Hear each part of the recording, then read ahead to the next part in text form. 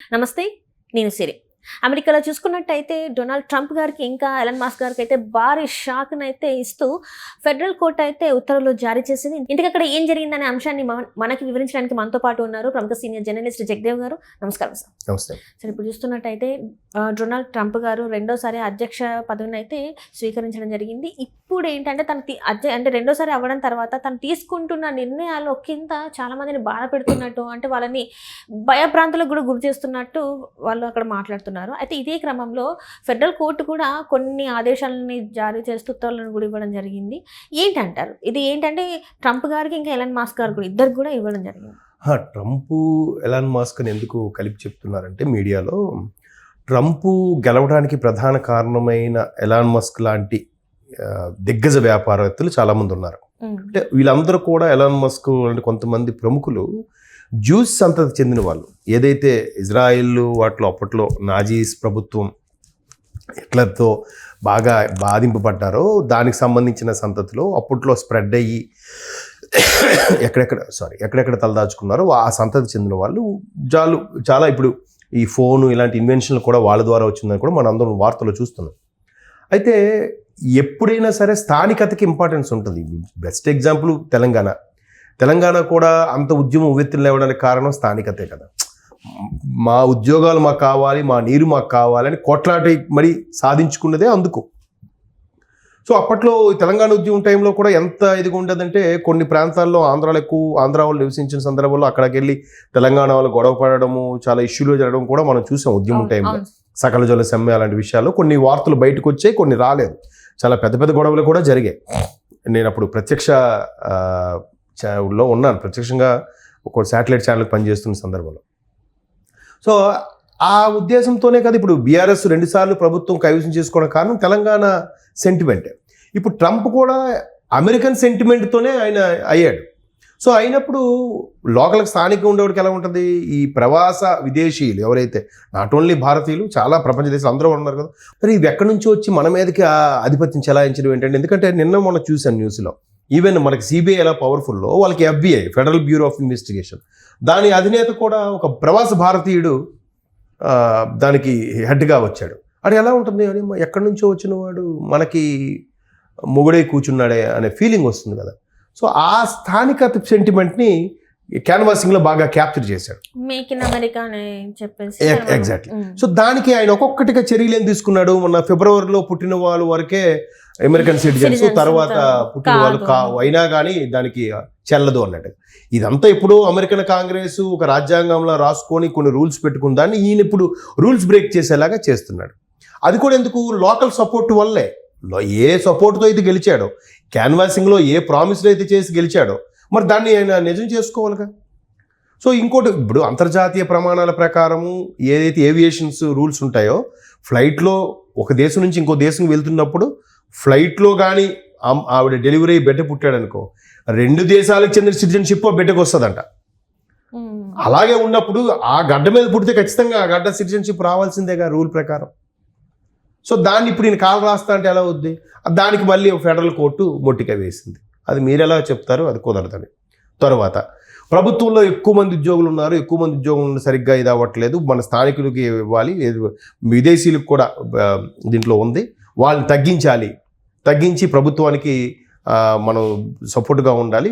అలాంటప్పుడు కాంట్రాక్ట్ పోస్టులుగానో లేదంటే private sector నుంచి పోస్టులను పెట్టుకుందామని ఎలాన్ మస్క్ లాంటి వాళ్ళు కొంతమంది సజెస్ట్ చేశారంట ట్రంప్కి.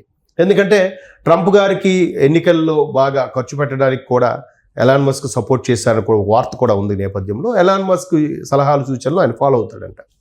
సో ప్రభుత్వ ఉద్యోగులని సంఖ్య తగ్గించేద్దాం, ప్రతి శాఖకు కూడా ఒక 10 మందిని తీసేద్దామంటే, ఈ శాఖ ఏదైతే పర్సనల్ మేనేజ్మెంట్ ఉందో HR అనేది, ఆ పర్సనల్ మేనేజ్మెంట్ ప్రకారం ఏంటంటే సంస్థ రిక్రూట్ చేసిన దానికి వాళ్ళు బాగోగులు చూసుకోవడం వరకే కానీ పూర్తి స్థాయి రిక్రూట్మెంటు, పూర్తి స్థాయి డిస్మిస్ చేసే రైట్స్ వీళ్ళకి లేవు.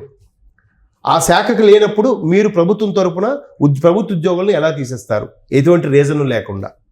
కేవలం ఎక్కువ మంది అయ్యే రీజన్ తప్ప మిగతా ఏ రీజన్ ఉంది? సో ఆ విషయంలో కూడా కోర్టు ముట్టికాయలు పెట్టింది. ఇలాగ ప్రతిదీ కూడా వీసాల విషయంలో కానీ, ఇప్పుడు కొంతమంది అక్కడికి వెళ్ళారు, లేదంటే అక్కడ ఆ దేశ స్త్రీని ఇక్కడ నుంచి వెళ్ళిన వేరే దేశ స్త్రీలు వివాహం ఆడాడు, ఖచ్చితంగా ఆ దేశం స్త్రీ కాబట్టి ఖచ్చితంగా భర్తగా స్పౌజ్గా, జీవిత భాగస్వామిగా వీళ్ళకి కూడా అది యాక్సెప్టెన్స్ ఉండాలి. అది ఇప్పుడు నేను కాదు, నేను ఒప్పుకోనంటే ఎలా అవుతుంది? కాదు కదా. సో ఇట్లాంటి విషయాల్లో ఫెడరల్ కోర్టు ఏదైతే ఉందో అది మొట్టిగా పెడుతుంది, మీరు అలాంటి నిర్ణయాలు తీసుకోకూడదని.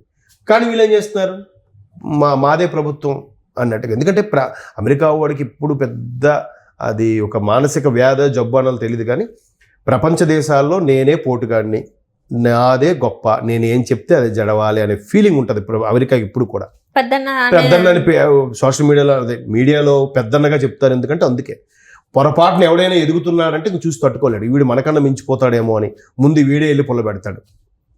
దీని మీద ఒక పెద్ద సబ్జెక్ట్ కూడా ఉంది, దళారీ వ్యవస్థ అని ఒక పుస్తకం ఉంది, మీరు అందులో ఉంటుంది కరెక్ట్గా అమెరికా ఎట్లాంటి బ్రోకరేజం చేస్తుంది, ఎక్కడెక్కడ డెవలప్ అవుతుంటే వాళ్ళని ఎలాగ తుంచి వేస్తుంది అనే దాని మీద. సో అటువంటి వాళ్ళు ఎప్పటికప్పుడు వాళ్ళని సెటరేట్ చేసుకోవడానికి, ఇప్పుడు వాళ్ళకున్న పెద్ద భయం ఏంటంటే వాళ్ళతో పోటీగా ఉన్న ఇంగ్లాండ్, గ్రేట్ బ్రిటన్ ఇప్పుడు పరిస్థితి ఏంటి, వాళ్ళు పరిపాలించుకునే పరిస్థితి కూడా లేదు. ఒక ప్రవాస భారతీయుడు పరిపాలిస్తున్నాడు, అవునా కాదా? ప్రపంచానికి రవి అస్తమించిన బ్రిటిష్ సామ్రాజ్యం అని చెప్పుకునే ఇంగ్లాండ్ కూడా ఈరోజు వాళ్ళ పరిస్థితి ఎంత దారుణంగా ఉందంటే వాళ్ళు బ్రిటిష్ వాళ్ళు పరిపాలించుకునే పరిస్థితి ఎవరో ఒకరు పరిపాలించాల్సి వస్తుంది. అట్లాంటి పరిస్థితిగా ఏర్పడింది. పైగా మైనారిటీస్ కూడా బాగా పెరిగిపోయారంట ఇంగ్లాండ్లో, వాటిలో వాళ్ళ ఆధిపత్యం కూడా ఎక్కువైపోతుంది. సో ఇవన్నీ చూస్తే పక్కన అది అలా ఉంది. అమెరికా వాడు ఏంటంటే అన్ని సపరేట్గా, ఇప్పుడు బ్రిటిష్ వాడు పరిపాలించాడు కాబట్టి చిన్న ఎగ్జాంపుల్ చెప్తా, మనకి రోడ్డు ఎడం వైపునే వెళ్ళాలి వెహికల్స్ అన్నీ కూడా కదా. బ్రిటిష్ వాడు ఎక్కడెక్కడ పరిపాలించా అన్నిట్లో ఇదే రూల్ ఉంటుంది. బట్ అమెరికా వాడు ఏం చేశాడు, బ్రిటిష్ వాడు పరిపాలించడం మనం అలాగే ఎందుకు వెళ్ళాలి, మనం రోడ్డు రైట్ని వెళ్దామని చెప్పి వాడికి రైట్ సైడ్ ఉంటుంది చూడండి, వాడు రోడ్డు రైట్లో నుంచి వెళ్తాడు, స్టీరింగ్ లెఫ్ట్లో ఉంటుంది వాడికి. అది ప్రతిదీ కూడా బ్రిటిష్ వాళ్ళ ఛాయలు మన మీద ఏమి ఉండకూడదు అనే దీని మీదే అమెరికా వాడు స్వతంత్రంగా డెవలప్ అయ్యాడు కాబట్టి పెద్దన్నగా అవతరించాడేమో, లేకపోతే పెద్దన్నగా అవతరించాడు అంటే నేను చెప్పి జస్ట్ ఎగ్జాంపుల్. అది ప్రతిదీ అలాగే తెచ్చుకో. బట్ మనం చూడండి ఈ రోజుకి కొన్ని కలెక్టర్ ఆఫీస్ నుంచి సామాన్యంగా తహసీల్దార్ అన్ని కూడా అడ్మినిస్ట్రేషన్ రూల్స్ అన్ని వాళ్ళు పెట్టినగా మనం ఫాలో అవుతున్నాం. ఏం లేదు, చిన్న చిత్తగా మార్పులు చేసుకున్నామే తప్ప ఆ అడ్మినిస్ట్రేషన్ రూల్స్ మాత్రం వాళ్ళవే. బట్ వాడు అలా కాదు, మార్చి మరీ పరిపాలించుకుంటున్నాడు. మేబీ అందుకే పెద్దనగా తయారయ్యాడేమో. ఇంకోటి మా డబ్బు నోడుదే రాజ్యం, ఎక్కడ లేని రిసోర్సెస్ ఆడికే ఉన్నాయి, చాలా పెద్ద దేశం, ఇప్పుడు విస్తీర్ణంలో చాలా పెద్ద దేశం ఆడిది. నాకన్నా మనది 5వ 7వ కదా మన దేశం, అవునా కదా? మొత్తం విస్తీర్ణంలో మనకన్నా చైనా పెద్దది, మనకన్నా కెనడా పెద్దది, మనకన్నా అమెరికా పెద్దది కదా.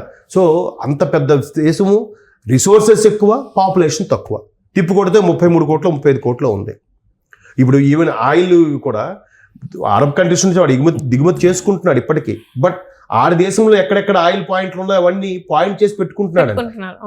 ఎప్పుడైతే వాళ్ళకి ఇంకిపోతాయో ఎండిపోతాయో అప్పుడు వీడు స్టార్ట్ చేస్తాడంట. ఆడి బ్రెయిన్ చూడండి ఎలా ఆలోచిస్తున్నాడు. మనం దగ్గర దొరికితే మనమే ముందు విదేశీ వాడితో కొలాబరేషన్ అయిపోయి సగం అమ్మేసి ఇల్లుకి తినేస్తాం మనం.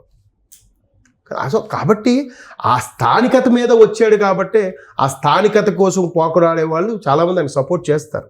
బట్ కోర్టులు జెన్యున్గా చెప్పాలి కాబట్టి ముట్టికాయలు పెడుతున్నాయి. బట్ కొన్ని అక్కడ పుట్టిన వాడికి అక్కడే సిటిజన్షిప్ ఇవ్వాలి కదా. లేదు తల్లి తండ్రి సిటిజన్ కాదు అనడానికి లేదు. ఇప్పుడు వాళ్ళిద్దరికే వద్దు, అక్కడ పుట్టిన వాడికి మాత్రం కంపల్సరీ ఇవ్వాల్సిందేగా. సో అది చూద్దాం, ఇంకా ఆయన ఎన్ని రెవల్యూషన్ తీసుకొస్తాడో దాన్ని కోర్టు ఏ విధంగా ముట్టిగా పెడుతుందో మనం చూద్దాం. Thank you so much.